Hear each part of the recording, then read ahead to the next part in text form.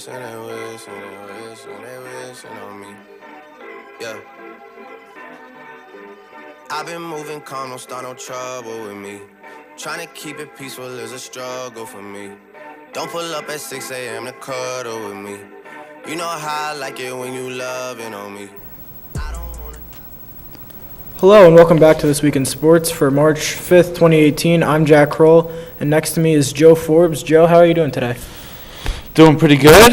March 5th, and, I'm excited. MLB spring training starting, and we've seen a little bit of Russell Wilson, and we also have got, some Tim Tebow in there, too. Yeah, Tim Tebow coming in. So, New York, they got the big market, so. So now MLB spring training is officially in full swing. Many teams have their young stars shining right now. Who has impressed you so far? Honestly, yes, because, obviously there's all the hype around it. You have one of the best quarterbacks in the NFL coming in and trying to, play baseball. And I think he's impressed me a lot. Wilson has come in and kind of, absorbed all the media and the hype and all that. Yes, he struck out in his first scrimmage, but in his first practice, he hit a home run. Hit a few of them. Yeah, so, he's showed that, let's say down the road, Wilson's a little, tired of the NFL. He's a little torn down. I think he shows that. There is definitely an interest there that we might see a Russell Wilson. He's got something there too. He's got some baseball talent there too. Yeah. I've been very impressed with the Yankees. Someone who I'm very excited for this year, who I think can make the club, is Miguel Andujar. He has been tearing it up with the Yankees. He has hit an incredible amount of home runs, especially for the limited time he's had this spring. He's been very impressive so far. Yeah, and again, with what I was saying about Wilson, it's just, really cool thing to see. Because, I think it's like, even though Michael Jordan, back in the day, he actually went into the league. He played in minors for a while. Yeah, and did all that. I think Wilson's is a little bit closer to the Bo Jackson story, which I don't know how long or how much Wilson's actually going to even really participate, and if he ever will play MLB, Baseball. Regular season game, even if he is pinch hitting or if he's coming, off the bench.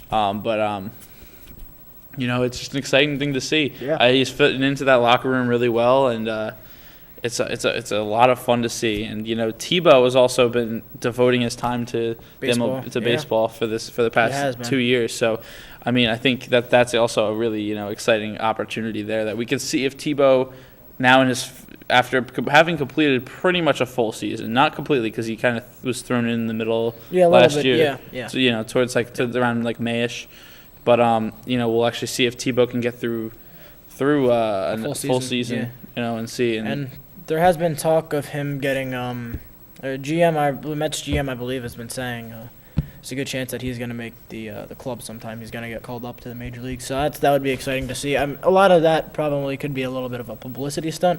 Oh yeah, Mets, of course. Because the Mets are not going to have a great team this year, so a lot of that to draw in fans and stuff like that.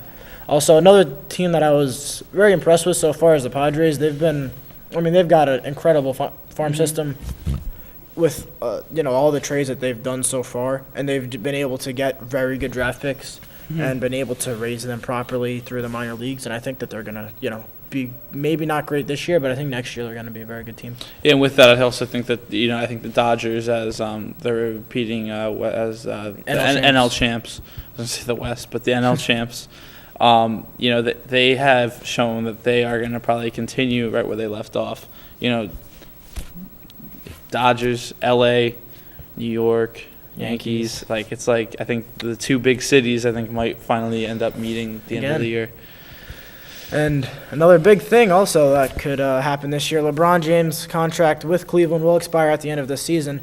There will be a lot of LeBron sweepstakes talks this offseason. There are many teams that have made a push for him already. Where do you think he's going to go, Joe? Well, I think at this point, LeBron doesn't even know where he's going to go. He has the option, which he's almost definitely going to terminate because with the new salary regulations after the big boom of last season, he's going to be able to make a new Supermax.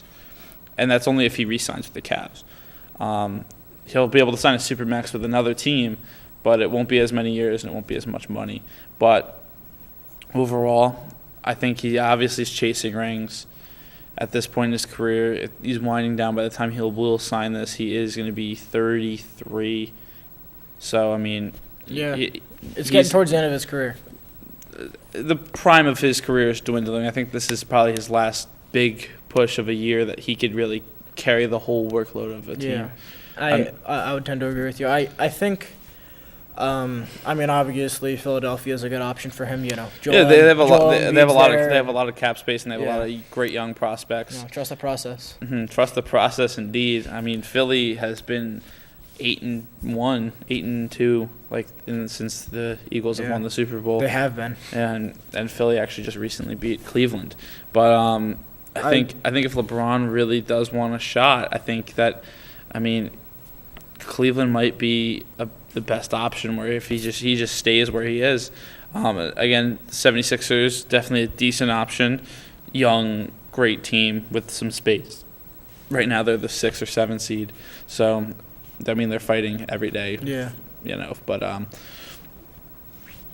with LeBron, that team is easily the number 1 team in the league. But the Cavs definitely I think have a bit of a, I think they have LeBron right now in their pocket. Also, another team which there was a little bit of talks about. LeBron didn't really talk about them too much. The Warriors, the Warriors. A lot of people thought that because they're excited. Because personally, for me, I think that would ruin the NBA. I think the NBA has already been kind of construed into 5 really big teams that can compete, and that's it. But if he goes to Golden State, I don't see the NBA flourishing because of that. Because it would just be dominated by the Warriors every single year. That it would be rough. And I think that what would end up happening is that a team would end up trying to make an even super team where they would have to, probably the Celtics with Kyrie and all those young guys, where they'd have to just have a team that can even play against the Warriors and keep up. But right now the Rockets kind of have threatened the Warriors. The Warriors are not a sure thing for the Western Conference at this point. And another team that definitely LeBron might have interest in, but I don't think he'll go to, is the Lakers. The Lakers definitely have the space. They have it's L.A. It's the second biggest city in the country right now. And it's, so many legends: Kobe, Kareem, Magic, maybe LeBron. Shaq. But, Shaq. But, the Lakers definitely is an option, but if LeBron's chasing a chip, he's not going to be able to get it in Lakerville. No way. No, I think, although the one team which would be interesting would be San Antonio, because you have Greg Popovich there and you have all that that'd be a challenge for the Warriors, but the Warriors would still probably be able to beat the Spurs. One final team I'm going to say that is a dark horse that they would have to clear up some space, but the Milwaukee Bucks. If they had Giannis and LeBron, that's a lethal combo. They have Malcolm Brogdon coming back because he's hurt right now, but next year they'd have Malcolm Brogdon, Rookie of the Year last year, and Chris Middleton. You got a pretty solid team there. With the 2 twin towers of LeBron and Antetokounmpo, that'd be exciting. That'd be very, very exciting. Also, the one team, me personally, I would love to see it, but I don't know if it would happen or not. With the Knicks, because the Knicks, it'd be exciting to see him going to New York, but a lot of money would have to be freed up, especially that Joakim Noah stupid contract. Really, really bad decision to give somebody with no offensive talent, 33 years old, a 4-year, $72 million deal. You can't just commit that type of money to somebody that can't produce. But speaking of New York, same arena as well. MSG. The Rangers have been a market for many teams over the trade deadline, as they've traded 5 players from their roster. They traded Nick Holden, Rick Nash, Michael Grabner, JT Miller, and their former captain, now Ryan McDonough, away. Holden and Nash went to Boston, but both in separate trades. Grabner went to Jersey, and McDonough and Miller went to Tampa Bay in the same trade. What are your thoughts on all of these incredible trades? As a Devils fan, I've also liked Grabner. When he was an Islander and when he was a Ranger. He's just a really great wing that I like to see. He can go down the ice so quickly, and when he has the puck, man, it's rough for the defenders. And I think really at this point the Rangers, not to toot the Devils' horn here, but the Rangers are kind of just like, okay, you know what? Rebuild. Rebuild. I think it's time to just, blow up the machine and build a new one. I think it's time, a new restructure everything. A new updated. I mean, again, McDonough's been the captain for a while now. For three years. Yeah, I think so. McDonough's been a real big piece. I mean, that is a huge deal. The Rangers doing this. And I mean, it's showing that they're like, deconstructing. I mean, we've seen it with the Clippers in the NBA. Yeah. We've seen it with the Marlins in the MLB. You got to retool everything. It just happens. I was very upset. My favorite player, JT Miller, when he got traded, the last second in the trade deadline. You met him, right? I did meet him at a Rangers Red Wings game. That was quite an experience. But yeah, it was very hard to see because he's me as a Rangers fan. I've grown up watching, the Ryan McDonoughs, the Rick Nashes with the Rangers, and it was upsetting to see, but I kind of expected it. One thing about Rick Nash though is that he is not the scorer that he was. Oh so, no, I mean he was only on the team really just kind of as a veteran presence. In the trade with the Lightning, they have Nemestikov. They got in that trade they had two draft picks, one being a first rounder, and the second one being a conditional first round, meaning if Tampa Bay wins the Cup this year or next year, then there would be a first round pick. If not, it's a second. So the Rangers, it's not like all hope's lost. No, you definitely have opportunity here to. This is definitely a really great situation for them to rebuild, and for these teams, they've received great players. I think this is a win-win for all teams involved in all these trades.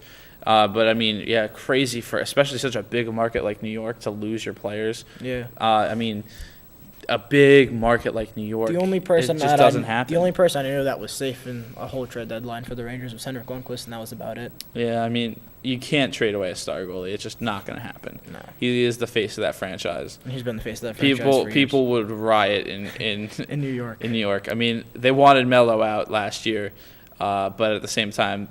They didn't. I mean, then the Knicks fans were really kind of in the middle and like kind of weird with that Melo thing. I don't think I've ever seen it in sports. Yeah, the mixed. I think maybe in New York as well.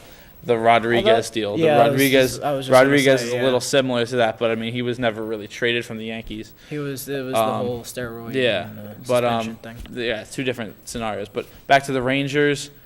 I mean, it just shows that anything can happen at the trade deadline. Yeah. I mean. The Rangers have made the playoffs for the last 9 years now, so it was kind of odd to see this whole thing kind of fall apart. But speaking of the trade deadline, it has now come and gone, so all the teams have their core part of their roster set together. This was one of the biggest trade deadlines that we have seen in a long time. Many teams have made themselves contenders after the deadline. Who do you think's the favorite for the Stanley Cup? Well, right now, I mean, I think the less moves. The Lightning were involved in one of those Rangers trades, but I think that the Lightning definitely have a really exciting team around them. Very exciting. And right now, it doesn't look like he can catch the Lightning in the bottle. Yeah. Yeah. The Lightning are just incredibly. Just you can't stop them between the goaltending, the scoring. I mean, defense. They have it. They have it all. I mean, when you acquire a guy like Ryan McDonough in a trade with the defense that you have already established, it's incredible. I mean, you have Dan Girardi, who's going to be in your last pairing. Mm-hmm. That's saying something right there. When you have Girardi is a great defender, and that when you have a shot blocker like him in your last pairing, and then you also have, don't forget, you also have Kucherov, Stamkos, and you just got Miller in a trade who could blend in perfectly with that offensive attack. He's got so much speed; it's just remarkable. It sounds like the Patriot. It sounds basically like the Patriots. They're fueling like the machine. Although the one trade I was very upset with seeing when Derek Brassard, one of my favorites from the Rangers, got traded to the Penguins. That was a heartbreaker to see. That's rough. It is rough, especially even though he was with the Senators, but it was a heartbreaker to see. Although the one team I'm excited about in the West, they just got Thomas Tatar from Detroit, is the Vegas Golden Knights. Yeah, Vegas is making moves, and you know what? They have the most wins out of any team, out of any expansion team to ever play in their inaugural year. Yeah, in their inaugural year. Yeah. They are a very exciting team, especially in a market that hasn't even been touched into yet. I know they're breaking ground. Vegas They are in their first season a legitimate contender. Which for the NHL, nothing could be better right now. Oh, no way. I mean, of course. And for Vegas, it is insane. It's basically kind of like how the Jaguars kind of started out in there. Yeah. I mean, they came out and with Mark Brunell and Tom Coughlin, they brought that Jaguars team to a great playoff run. But this Vegas team, I mean, it is great for the NHL right now. It is amazing. Great for the publicity and again, it's touching into a market that is going to be built up a lot. You're going to have the Raiders come in there, and now Vegas Golden Knights there. I mean, it's going to be a poppin' city for sports. Even though it was before with the gambling and all that stuff. Yeah. But the Golden Knights, I'm very excited about. They're an extremely young team, very promising. They have a very bright future ahead, especially if they're dominating the league already. Mm-hmm. I mean, this is basically just a bunch of guys who had something to show that why would you give me up? I'm going to show you now. Yeah, exactly. And a lot of those guys. Yeah, that's what happened with a lot of those guys, and obviously a lot of that has been on the back of. And I mean, you have a lot again. Marc-Andre Fleury, you said it, and I was going to say that the goaltenders. I mean, you have 3 really good goaltenders on that team. I mean, between Marc-Andre Fleury and Emery. Yeah. I mean, that's just a great group of goaltenders. Yeah, great couple of goalies there, and they have been incredible so far. I mean, although the one team that I think probably a dark horse right now a little bit is the Bruins. I mean, you have Rick Nash there, who I think he's going to play a big role into that whole offensive scheme that they have in Boston. And obviously Zdeno Chara, one of the best defensemen in the league. You have Patrice Bergeron. Still playing in the league. I can't you have even Patrice believe that. Bergeron. You have, Max, or you have, I was about to say Max Pacioretty. I think some people would have been very upset if I said that. But they have an incredible team right now. I think that they're one of the underdogs so far. Yeah. That I would agree with. And speaking of underdogs, March Madness is right around the corner.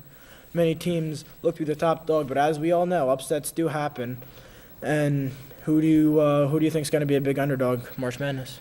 I think a team to look for, especially if they do end up, really making it into the polls, and it's really hard in the SEC. Usually for football, not as hard in basketball. But I mean, look at Alabama. Yeah. Alabama, they have Colin Sexton. He's a great scorer.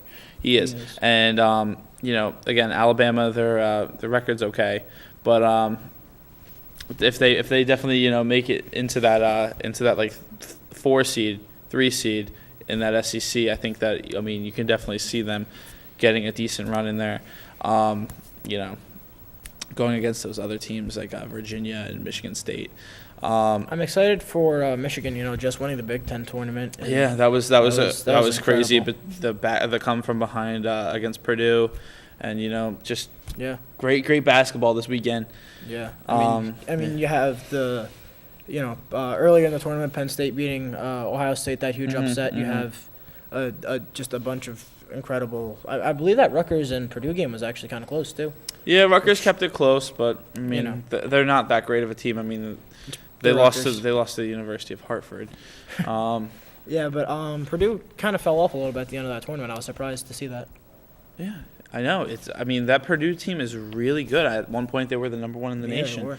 Another great team I can't wait to see in this tournament is Virginia. Virginia definitely has had a great basketball team for a lot of years now, but I mean they've never really been the number 1, and I think coming out of there, I think that there's definitely a really good chance that Virginia comes out as a number 1 seed, and Virginia, having that number 1 seed on their belt, it's a target on their back. Not only is it a target on their back, it's mental though. It gets in their head, and it might get them a little overexcited. So you got to be safe with that.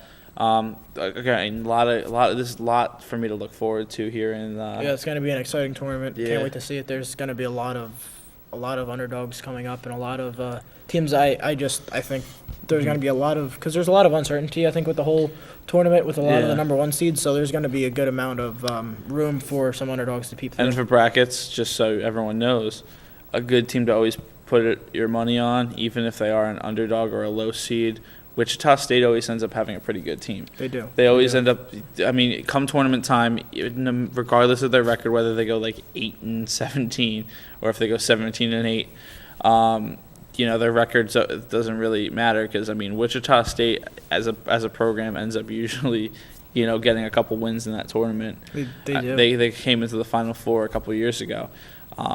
But besides that, I mean, I want to see if, Louisville can also, how they're going to take this adversity from all of the things that have happened. Yeah, that was... And also with Michigan State, too, because both of those schools had issues with, the FBI scandals and with the NCAA. Obviously, Louisville. I was surprised to see Louisville with how much they got taken away. I mean, it wasn't surprising. I was just kind of... I was surprised because I was like, yes, it is wrong to, do what you did with the recruiting and stuff, and that's wrong. At the same time, you can't take away from Rick Pitino's legacy, his Final Four appearance in 2012 and his national championship in 2013. Yeah. I mean, the money, I don't think, had too much to do with that success on that team. I mean, it definitely had a little bit, but, I mean, Louisville's a good school. They're always a good school. So, I mean, you can't really peg it on that, and I think that was a little over the top, and I think in my eyes, I still think USC is, the champion from 2005, where Reggie Bush also, I think Reggie Bush still won the Heisman that year, because, I mean, I really do believe in athletic ability as long as you don't use PEDs. Yeah. I think that, I mean, regardless of anything off the field, you shouldn't really be stripped of what you've earned on the field. On the field, or on the court, or on the ice. I think that's definitely a topic we'll probably get into a little more. But overall, again, these are college kids. These are kids, like a year or two older than me. Yeah. And they're going to be on the biggest stage in their lives. And, we'll see who cracks under pressure. We had Michigan State crack under pressure last year like crazy. They just cracked under pressure in the Big Ten tournament. Big Ten tournament, but that's not the NCAA tournament. That's not March Madness. Yeah. So, I mean, anything can happen in March Madness. There's a reason why they call it that. It's a great time. It's a great time for basketball, and it's one of my favorite events in sports. And, I can't wait to, just see all these games. And I can't wait to fill out my bracket. By the time we have our next show, I will definitely have my bracket filled up. I'll bring my phone, or we'll make a slide or something. So will I. For me to show my bracket. I usually have at least like 6 brackets, but there's always like 1 or 2 that are my main brackets. I gotcha. Yeah. So on that note, that's going to wrap it up for this week in sports. For Joe Forbes, I'm Jack Crowell. We will see you next time, and have a great day.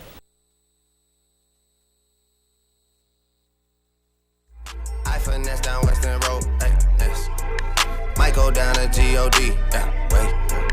I go hard on Southside G, wait. I make sure that Northside E, and still, bad things, it's a lot of bad things that they wish and they wish and they wish and they wish and they wish.